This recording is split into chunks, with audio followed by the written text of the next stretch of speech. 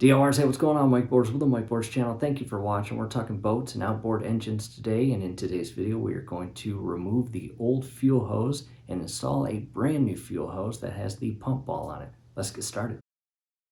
Alright DLRs, we have made our way to the pontoon boat, and we've got a Mariner 40 horsepower 3-cylinder engine, and I apologize about the birds in the background. It's spring and they are up and making noise. Coming in where the fuel line is, we've got a fuel water separator filter. Scrolling above right now as well as down below in the comments and description, video link number 1 will be a link taking you to the replacement process video of that filter. However, coming up, we've got fuel lines coming out of both sides of the fuel water separator filter housing on top, and we are going to carefully remove the zip ties, remove the hoses or lines.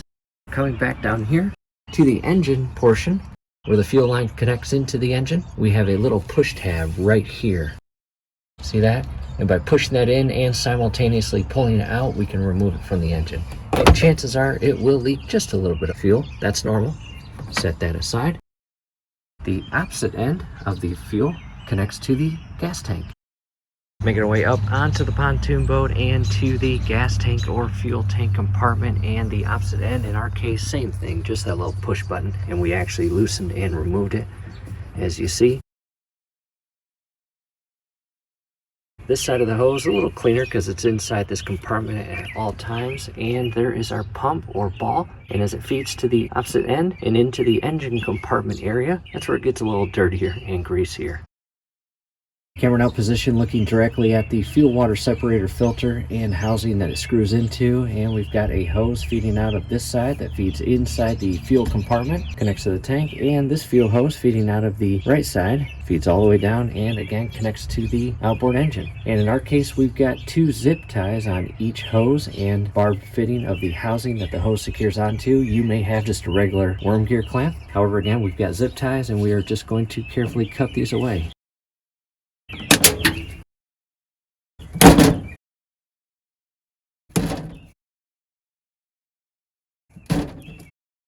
Now that the zip ties are removed, we are going to ever so carefully start removing the fuel hoses, and they may be on there pretty good. My guess is these are the original fuel hoses from the late 90s. And in our case, it's moving, so what I recommend is ever so carefully twist back and forth as you simultaneously pull outward and remove that hose.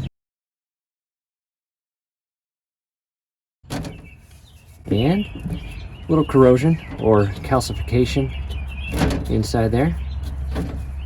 However, I'm going to set that hose down, and it may leak a little bit, so just be careful. And from here, same thing on the opposite end, just turn the hose.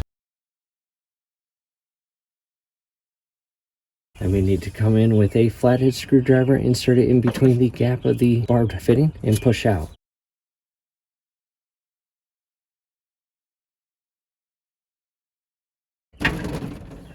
There we go. DLRs, there's some serious blockage in these fuel lines, as you see. Long story short, on these fuel lines, they were recalled in the early 2000s because the internal portion of the fuel line deteriorated to a point where pieces started falling off and clogging the fuel flow. And again, I'm just guessing, I don't know for a fact. However, this is very likely the original fuel hose from the late 90s, which means this is a recalled fuel hose, and replacing it with a brand new one is a must and will benefit the operation of our engine tremendously. Next, I'm grabbing a little pick tool, and down below in the comments and description will be a link on where to purchase this. All I'm going to do is bring this little pick tool in and pull out any debris. And there is some. So just be careful. Don't damage the actual barbed fitting. However, you want them clean and clear. From here, I'm coming down, and I'm going to ever so carefully feed this fuel hose out. And there is this end. And DLRs, one last thing before we head to the brand new fuel hose and install it. This actual fuel hose is rock hard, and it should not be rock hard. That just tells you the age of the fuel hose. Now to a close-up view of the old, rock-hard, and needing to be replaced fuel hose and DLRs. In the event that you do not have a fuel water separator filter like we do, your replacement process will be much easier. You just remove it from the engine, remove it from the fuel tank, and install a brand new one. However, in our case, again, we've got that filter.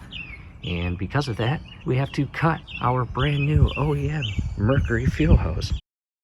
In front of us now is the brand new OEM fuel hose. And there is some part number information down below in the comments and description. Will be a link on where to purchase this, as well as a must-have tool to cut the hose in our case, because we have that fuel water separator filter. And some zip ties. Brand new hose are removed from the box, and a few very important things to point out, and that is the connections. In DIYers, you will have a clip-on or press clip connection that feeds into your outboard, like we do. However, on the opposite end, you may have a different connection point. So take a good look at your connection fitting that feeds in and secures to your gas tank. Make sure you purchase the proper replacement hose. In addition, the fittings themselves are not the same. One is larger than the other. As you see, that's the smaller one. That is the larger one, and they are different. And that inner probe or prong is recessed, and this hole is larger. On the opposite end, this one is basically almost flush with the brown fitting here, and the hole is smaller. And DIYers, that is very important before making your cut if you have, again, the fuel water separator filter. Back to the old fuel hose, I want to compare the fittings, and this is the fitting that secures into the gas tank. Again, it is larger, and this portion is recessed, and you can tell by the dirty portion of the fuel hose, this is the fuel hose near the engine, and it's almost flush, and it is smaller, and the entire plastic housing is different, as you see. Again, before you make your cut, make sure you know what fitting goes into what. Back to the outboard, and I actually connected the fuel hose fittings to their respective fittings, and one on the engine or outboard, as you see here, and the opposite to the fuel tank. And coming back in, and the difference with this fuel hose, the pump ball will be on the opposite or downstream portion of the water separator filter, but that's okay. In addition, I've turned the engine all the way to ensure I've got enough slack, and I'm not crimping the fuel hose when I'm turning. That will interrupt the fuel flow, not good. And I will make my cut right there. Camera in position, and we are grabbing this tool. And again, this is a must-have for this project, and this is going to create or make a very clean cut in that hose, and that is what you want. So again, coming in, grabbing the hose where I want it cut, and basically inserting the hose in that rounded portion, and right there, crimp it in place. And again, a very clean cut on that hose. Watch this. Check that out. As you see, right there. Look at that. Very clean.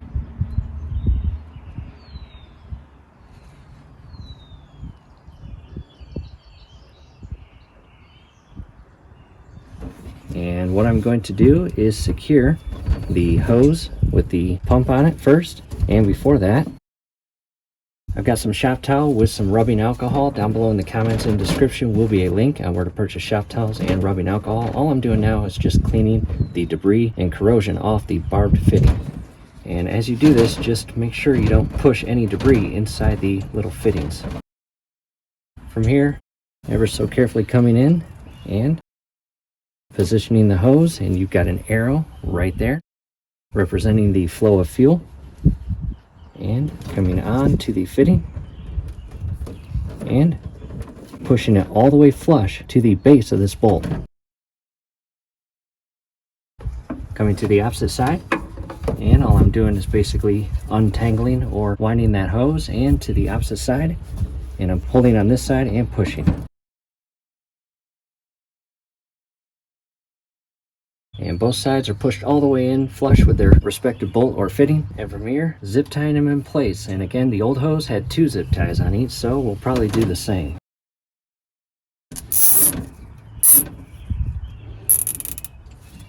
And leave just a little bit of room on the inner side for the hose.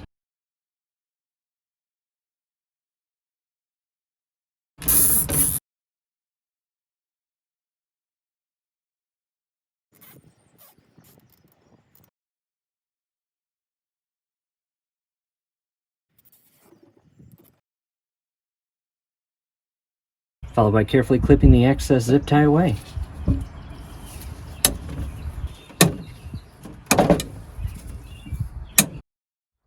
Back inside the boat, and a quick view of the connections and hose routing, as you see.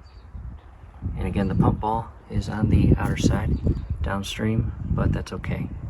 And I'm going to move the steering wheel so you see the slack on the hose.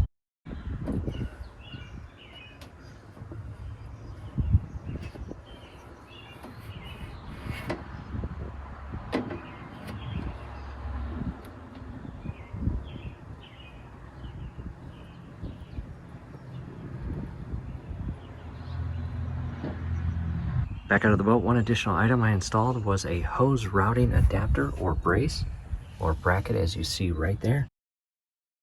And down below in the comments and description will be a link on where to purchase those. And that's going to come in handy, especially when I'm turning the engine. Check this out.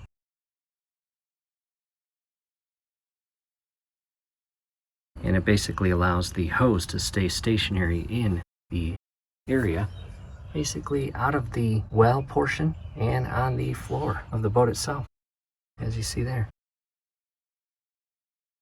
To a different camera angle, and from here, just ensure you have fresh, clean fuel in your tank and the tank is topped off. And in our case, we use non-ethanol recreational fuel for beneficial reasons. Pump your bulb, pressurize your fuel hose and system, start your engine, and go for a cruise. However, in our case, we have additional DIY repair videos to film, including replacing the fuel filter inside the engine compartment, as well as our spark plugs, draining the oil tank, and adding fresh new synthetic oil, and more, including replacing the horn, because unfortunately the horn's not working. And DIYers, that's it. We hope this helps. Thanks again for watching.